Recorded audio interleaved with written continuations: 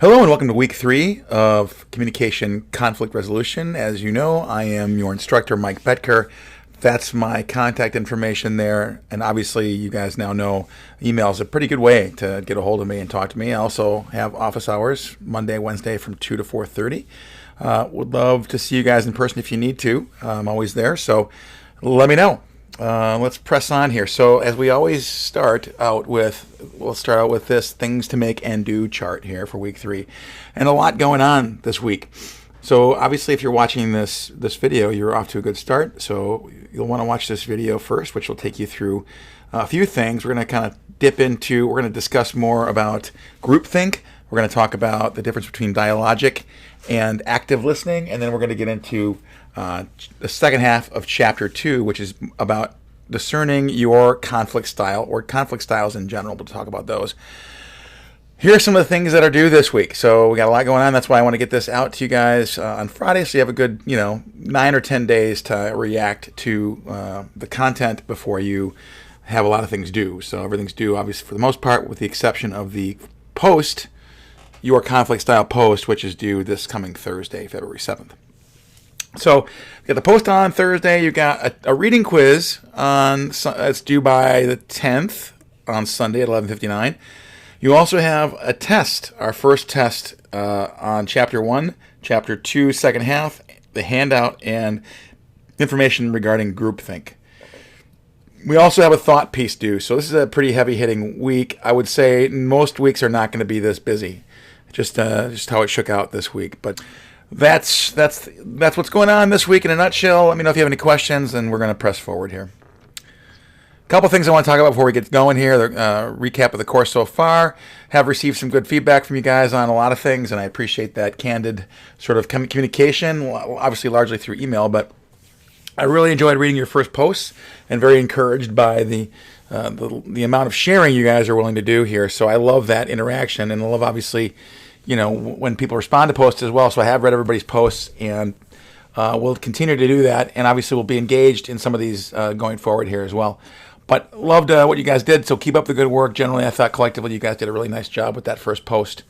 Those of you who missed points, most likely is because you neglected to respond to some of your colleagues, your peers, your posts. And obviously, post is one piece, but then, of course, responding to 2 of your peers' posts is important to that full 25 points. Reading quiz number 2 is coming up, obviously, this Sunday. Like I mentioned, that's largely on Chapter 2, second half. And we've got thought piece number 1 due this Sunday.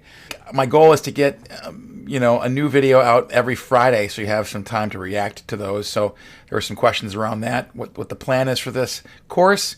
My goal, I'm mindful of everybody's situation. I think everybody here selected an online course primarily for that asynchronous, which basically means I want to work on the project or the class when I can because of my schedule. So I'm perfectly mindful of that.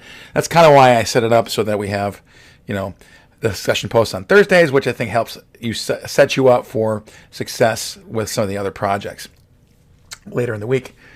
So that's kind of the goal here. I like to get these videos back to you guys at some point at a reasonable time on Fridays, so you can work the weekend and then have another full week and another full weekend to complete the stuff for the week. All right, thought piece 2. Let's introduce that a little bit. That's also, of course, now you'll see Module 2, that's obviously in Module 2, and what we're looking here to do 2 things. Now, if you look on pages, I think it's 35, 36, somewhere around there, you'll find this conflict style assessment tool. I'd like you to take that out. Obviously, you don't need to sully up your book. You can actually go on into the module, and you'll find that I've scanned this test for you, so you can just print that off and use that. But I'd like you to take that self-assessment tool and use that as a foundation for kind of some of the stuff we're doing here. So you'll do that, and then, of course, the second part of that will be to take account of your conflict assessment results. Now, I'd like you to balance what you got for results with your own thoughts about your style, because that may differ. Sometimes these tests are not accurate, but I'd like you to do that and follow directions here. Obviously, you're looking at 2 pages again. We're looking at roughly 500 to 600 words, double-spaced, 12 points of font size, and, of course, you want to watch your spelling, grammar, and sentence structure. So, all right, so we do have our first test coming up. So not to be alarmed, it's worth 50 points, 25 questions, so 2 points apiece. It's a combination of true, false, and a lot of multiple choice. And there's one actually at the end. There'll be one question that's open-ended that you'll have to respond to. But that's the test writ large. Here is this, and this is also, by the way, this is on Canvas, so you can download this there. But I'll share this quickly with you. We're going to talk about, chapter 1, pages 4 through 13, and we can culminate there with groupthink and symptoms and prevention strategies, which we'll talk about today in this lecture. Then also we're going to talk about listening, so active versus dialogic listening and what that means, and then of course the relationship between sympathy and empathy with those two. Again, we'll talk about that in this lecture as well. And then the last section, which is really the lion's share, I'd say, for this upcoming test, really focuses on the different types of conflict style management.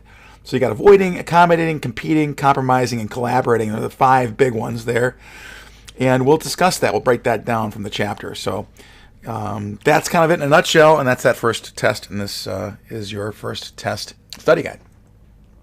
Okay, let's quickly talk about groupthink again, one of my favorite topics in this course. Groupthink, obviously, here's a picture of a sheep, and that's kind of funny in a way because it's really how people behave in these situations where they are often overwhelmed by the group dynamic. In other words, you often have a powerful leader who kind of leads the charge, and usually it's a leader who values loyalty over critical thinking. And so that can lead to a lot of problems, as we know. And by now you've probably seen the video I shared with you guys regarding the Challenger shuttle explosion. And we'll go through a few other examples of that today as well. But that's kind of the worst case scenario where people lose their lives because opinions are squelched by the need for cohesion, or the desire for cohesion. So quickly reviewing this again, Irving Janis is the proprietor, or the person who came up with this theory. More often than not, it's very prescriptive, and you graduate students probably know what that means, since it has an application in the real world. So results when groups have too much cohesiveness. So in other words, it's really a result of that. Now, conversely, cohesiveness doesn't automatically mean the group suffers from groupthink. Obviously, there's plenty of groups out there who get along great, who still make great decisions, and are okay with sharing their unfettered opinions about what's right and wrong or what's indifferent. So know that cohesiveness is just one clue or indicator, but it's not the end-all be-all. All right, what happens in groupthink? There's 6 here I want to share with you guys. First thing, as we know, the group limits discussion to only a few alternatives, right? So it's like, here are a couple things, the only ones we're going to accept. There may be 15 other things you could do that might be better, might present a better option, but because the group is so suffering from this cohesiveness overload, they don't even entertain those.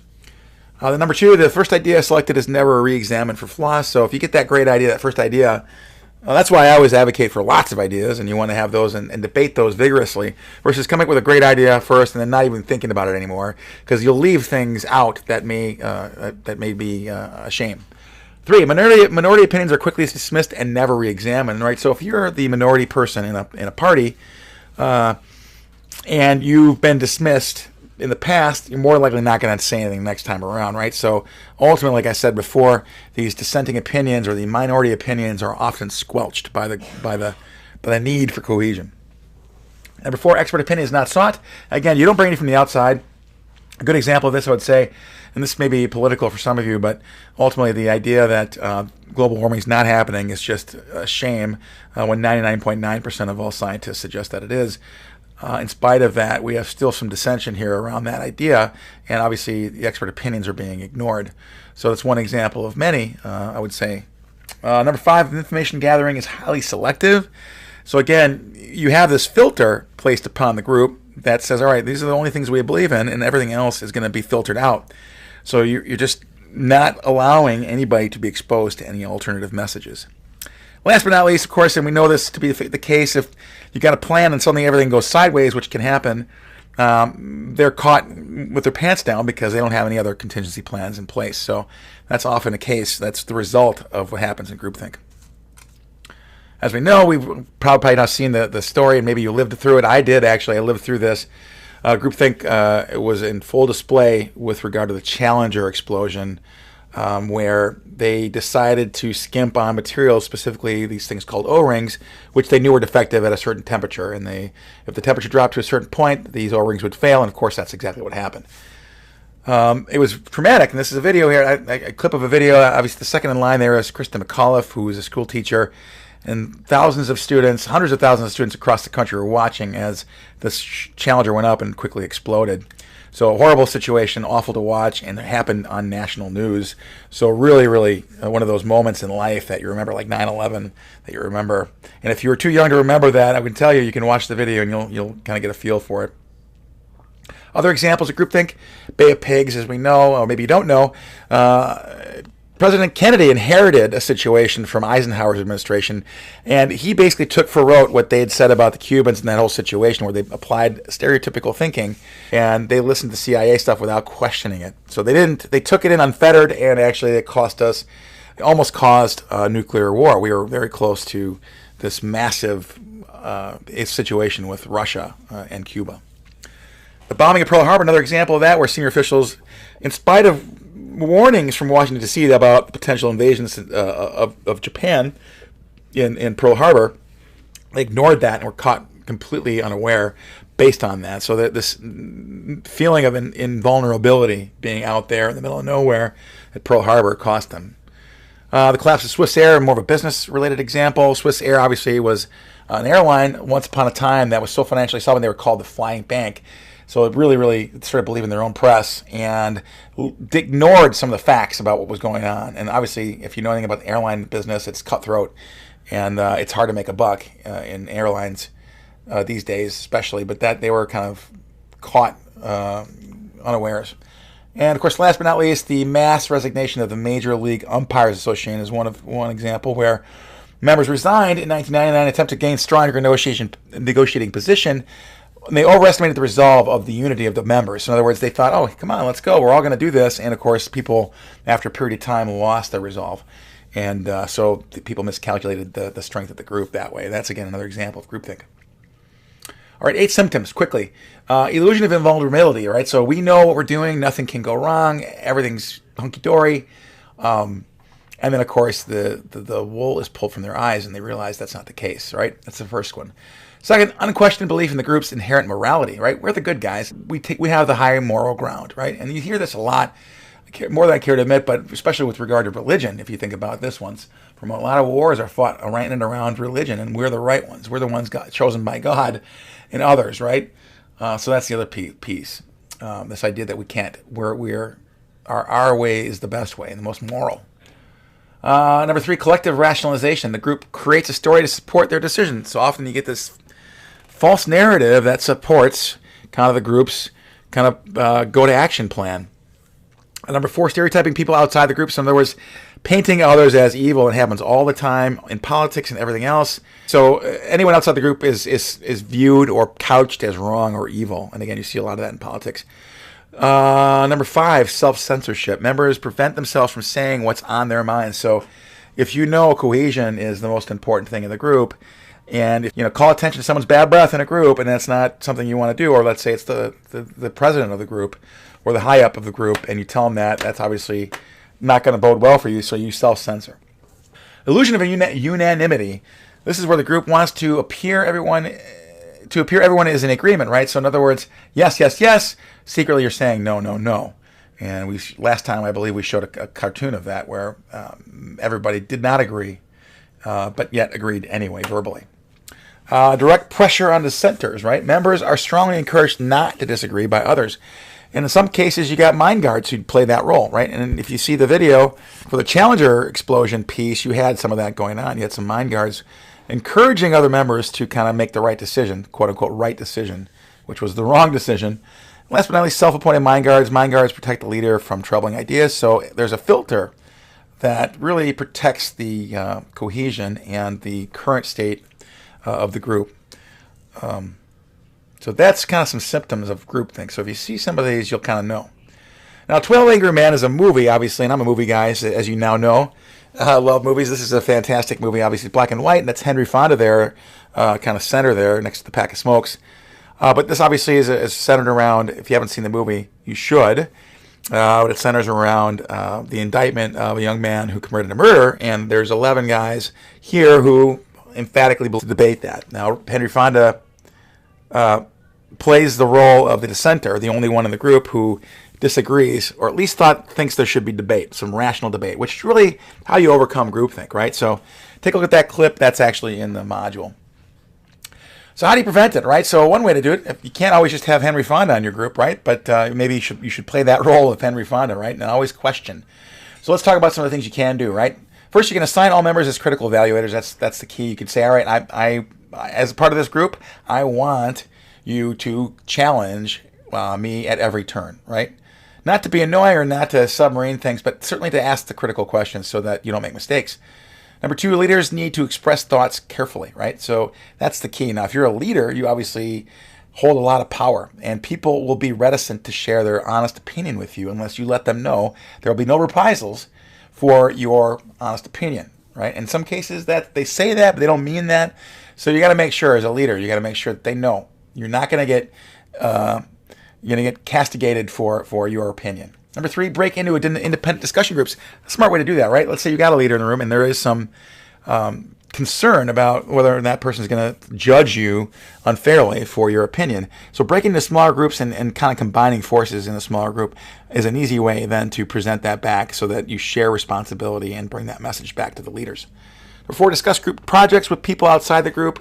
Another smart thing to do is go to different disciplines. In other words, I used to have meetings, marketing meetings, and we'd bring people from different disciplines like sales, for example, or engineering even in some cases, where they would give you their unvarnished opinion about the truth. And maybe it's not right, but either way, you got another point of view at it.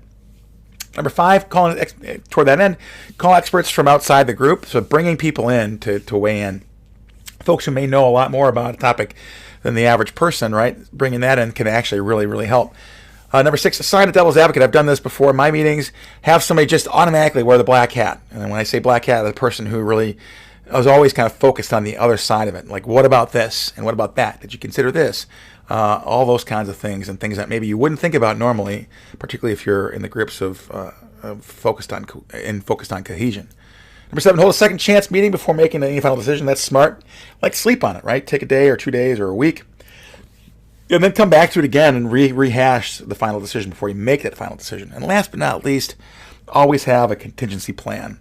And invariably you see in these groupthink situations where bad things happen that they don't have a backup plan because they never thought that anything else would be needed because they were right.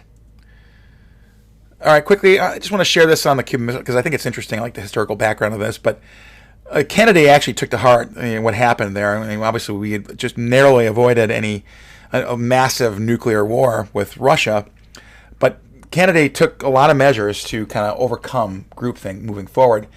So he created what's called XCOM, which included people from LBJ's, his cabinet, Robert Kennedy, his brother, and members of his cabinet as well. He kind of cross-pollinated that so that they played devil's advocate. And Robert took the role of devil's advocate actually to vigorously argue against contemplated courses of action to force open group debate. So that was a really smart thing he did, and something more presidents, I think, should do. All right, so that's groupthink. We're going to switch here now. I just want to talk about say it, shout it, skip it quickly. This is something I'd like you to read. Now, it's couched this way. It looks like it's an assignment. It's not really an assignment unless you want it to be. I'd like you to just think about this, the difference between assertive, aggressive, and non-assertive communication, right? So obviously you've got groupthink, which a lot of times is a result of non-assertive discussions, right? Or folks who just rather not say anything because they are afraid of reprisal.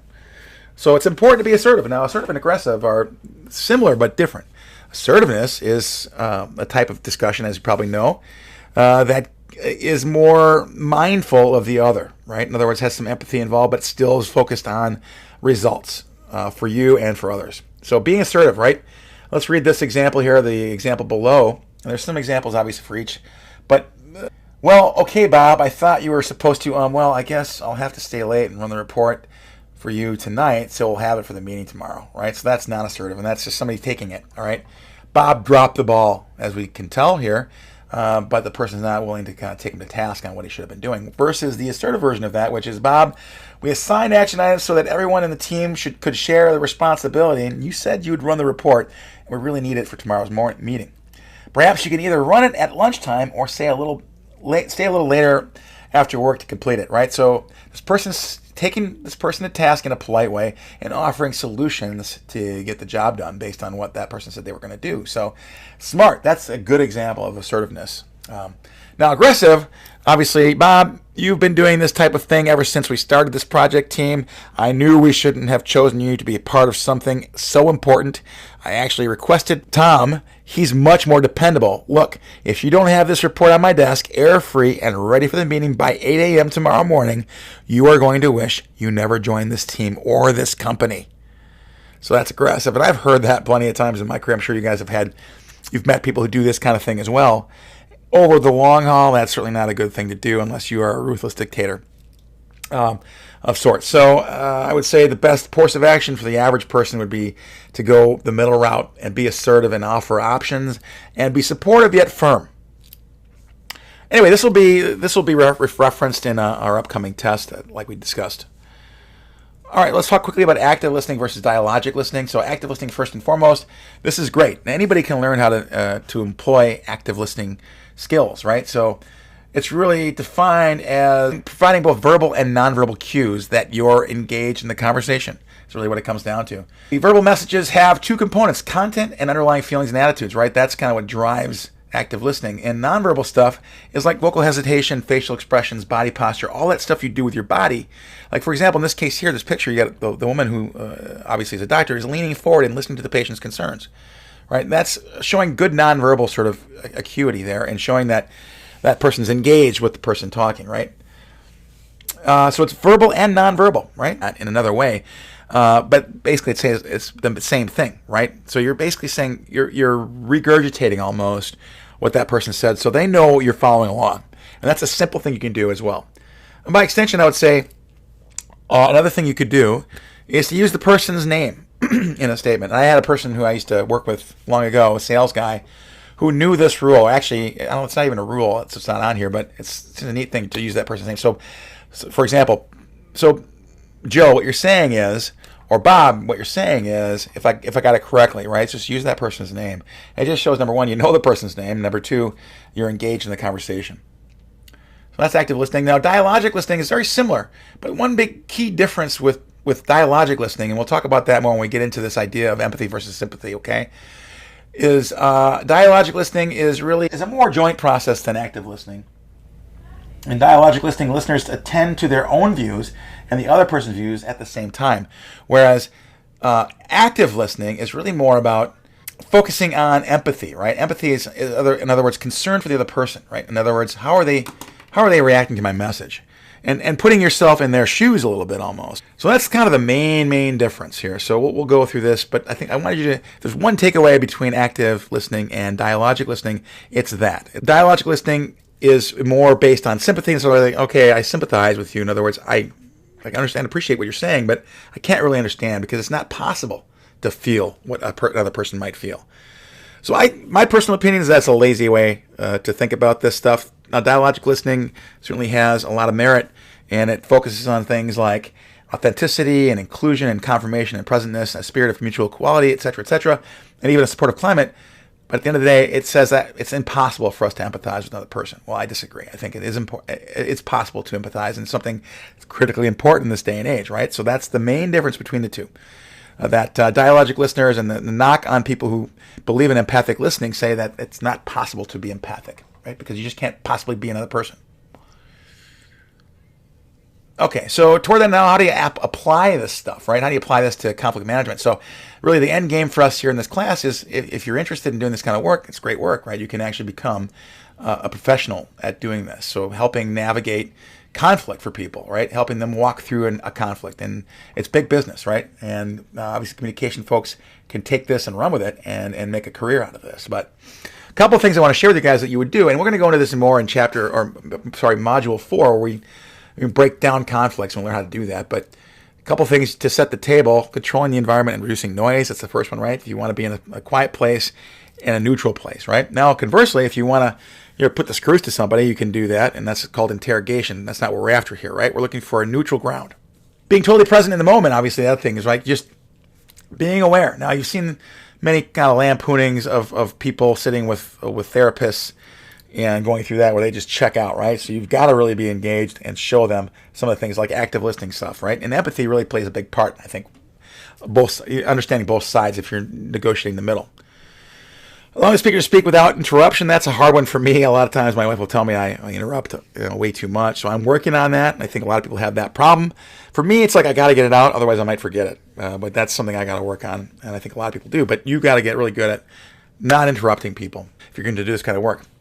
Asking for help to understand the meaning of words. So if somebody says something like, let's say, for example, you're negotiating two business partners who use a lot of terminology you don't know, it's okay to ask for the meaning, right? And they'll explain that to you more than likely. And a lot of times that's a way of maybe kind of creating common ground. If they both think the same word, you can say, oh, we already agree.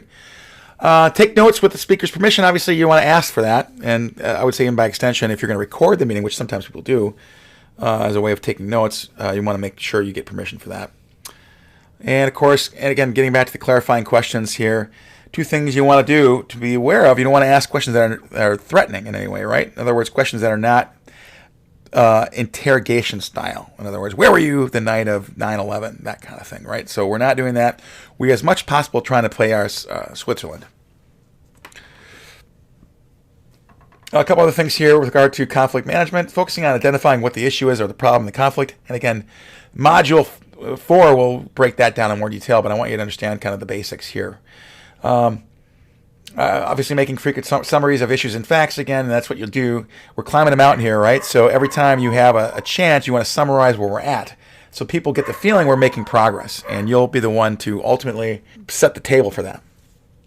Identifying underlying and remembering underlying feelings. So you'll pick up on things, body language, etc., where people will send the message, right? They'll have underlying feelings about certain topics, so you'll know, right?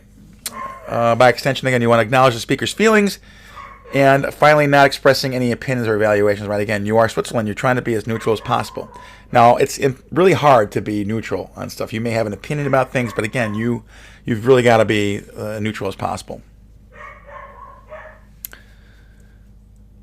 All right, so that one thing I want to mention, just last thing I want to talk about is study circles. How do you facilitate this? Now, this is a cool thing that evolved from Sweden in the 20th century as part of political movements, right? So the study circle is just what it sounds like. You see a circle here, right? And it's of people who want to discuss a topic or an issue. So in the United States, study circles discuss issues such as race relations, same-sex marriage, and immigration. So you see this still, not as much these days, but back in the 90s and 2000s, you saw a lot of this stuff kind of happen. But they're meant to encourage people to express their opinions and listen to others. And here's the key, right? It's facilitator-led. So you've got somebody who plays that role of Switzerland, or the person who's neutral to some degree, to maintain sort of an active, non-inflammatory dialogue. So you're facilitating that. Now, I've often seen people use like a ball of some kind where you're in a circle, and if you have the ball, you have the floor, right? And of course, if somebody wants the floor, they get the ball, and then of course, what that does is it eliminates or limits interruptions to some degree. So lots of tricks like that the book talks about, so I encourage you to read deeper into that. All right, let's move on now to Chapter 2. So that kind of wraps up on things we discussed last time, and some stuff. This stuff obviously you'll find in the upcoming test.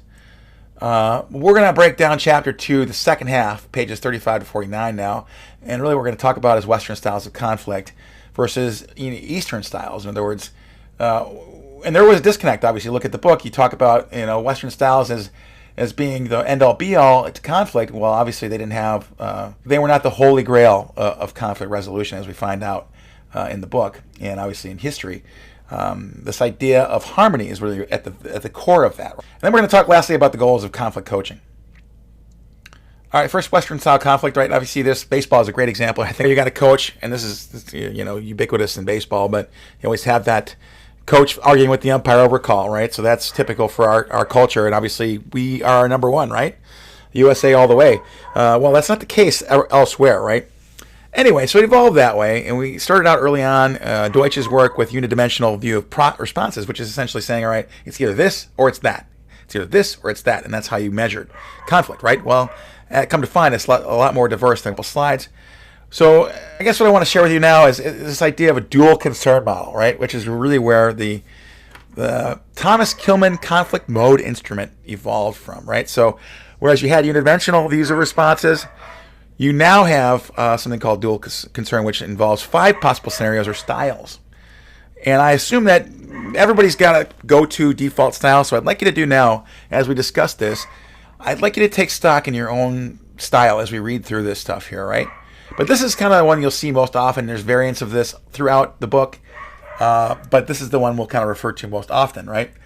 So we'll start lower left quadrant there. The avoiding style, as we know, is the goal to delay a conflict of any kind. So just don't engage, right? Lower right, the blue rectangle, accommodating is the goal. The goal is there to yield, right? In other words, you're cooperating, but you're not assertive.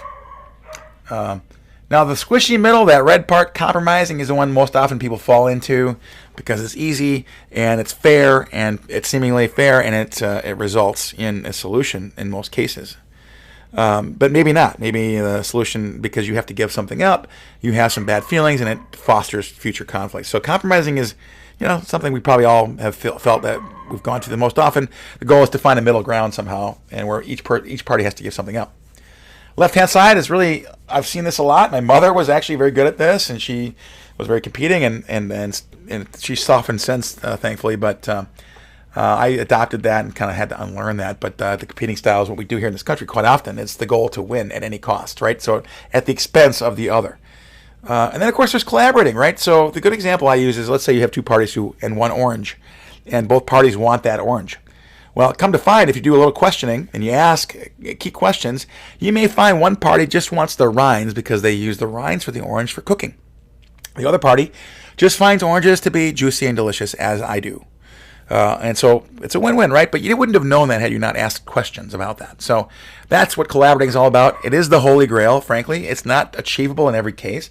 However, I would say it's important to at least consider the collaborating style. And we'll talk more about where it kind of falls apart when you try to do collaboration, and maybe it's time to cut bait and go somewhere else. Here is another chart that's also in your...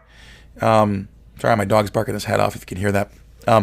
Another chart that kind of walks through these 5 quadrants in more detail, so I'm going to walk you through these quickly here.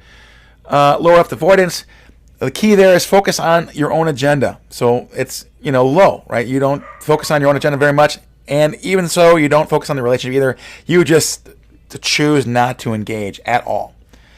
Things you could say is like, forgot about it. Conflict? What conflict?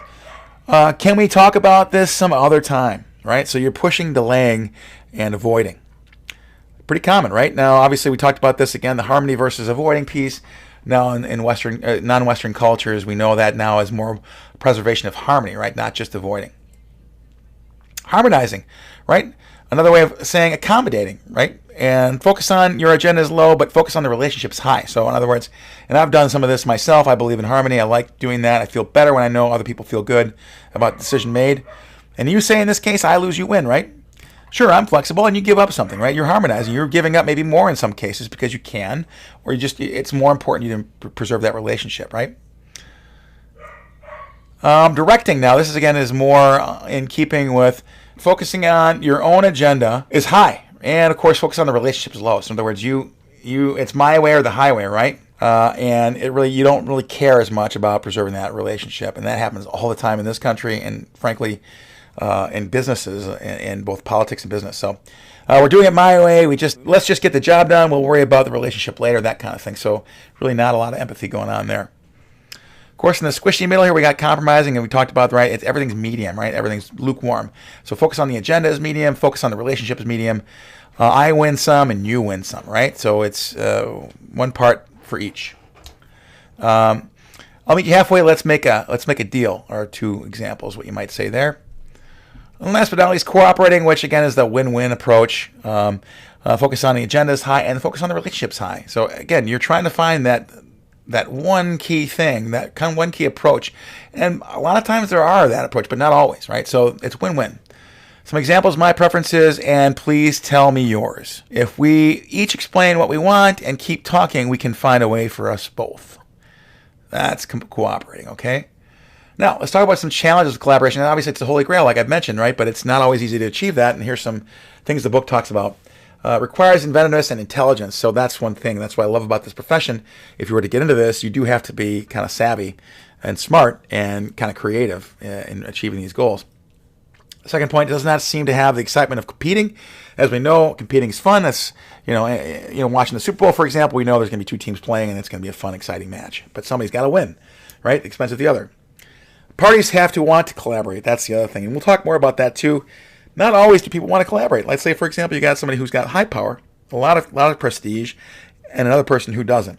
Now, it could go both ways, right? The person who has low prestige may want to avoid a conflict with somebody with high prestige because they could fire them or whatever. Conversely, a person with high prestige does not want to give credibility to the person with low prestige and can just ignore them altogether. And we'll talk more about that again in Module 4, where we talk about a guy by the name of Saul Alinsky, who talks about how to empower folks with low prestige or low power and how they can take power back from those parties who are basically stonewalling or ignoring them. Last but not least, most people are not trained for collaboration. That's why we're here, to understand that. You'll have enough information to be dangerous here with collaboration and how to kind of employ collaboration techniques. All right, so I'm not going to read this whole slide here. I just want to share with you that key thing we talked about is this idea of avoidance versus harmony, right?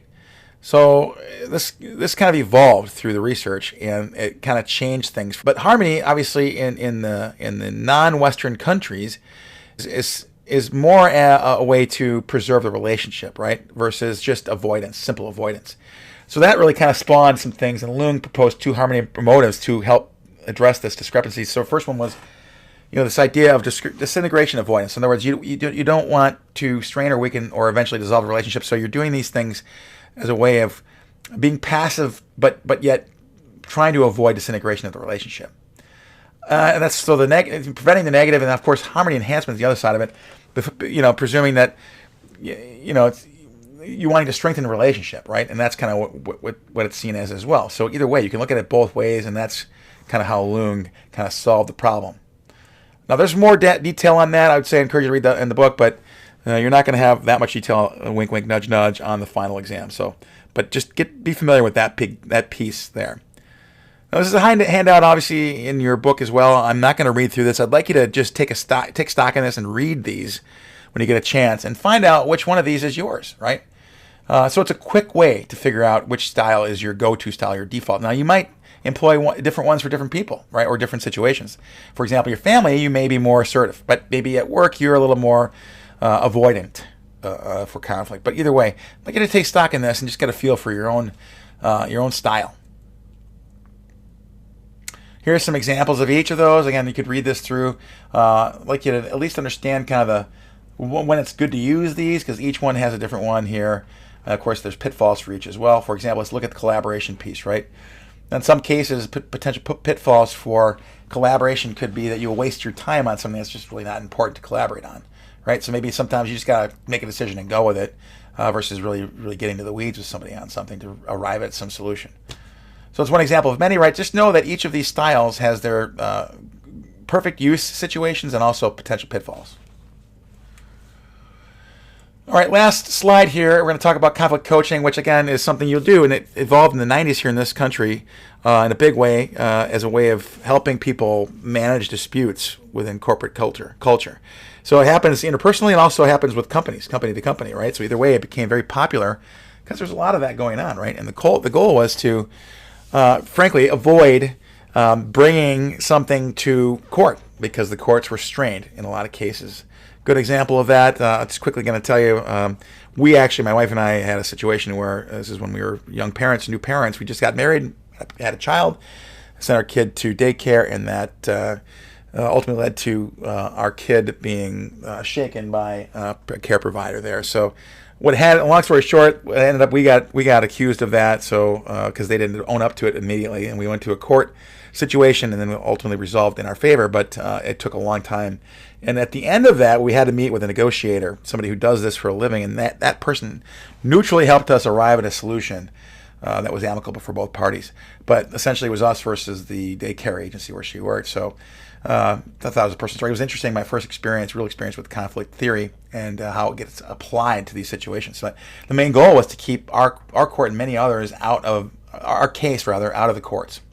All right, so that's a credible whack at the second half of Chapter 2 and groupthink and active and dialogic listening. But hopefully this is relevant to you, and I can tell you this: if you follow this along, you'll do incredibly well on the upcoming exam. Good luck with everything.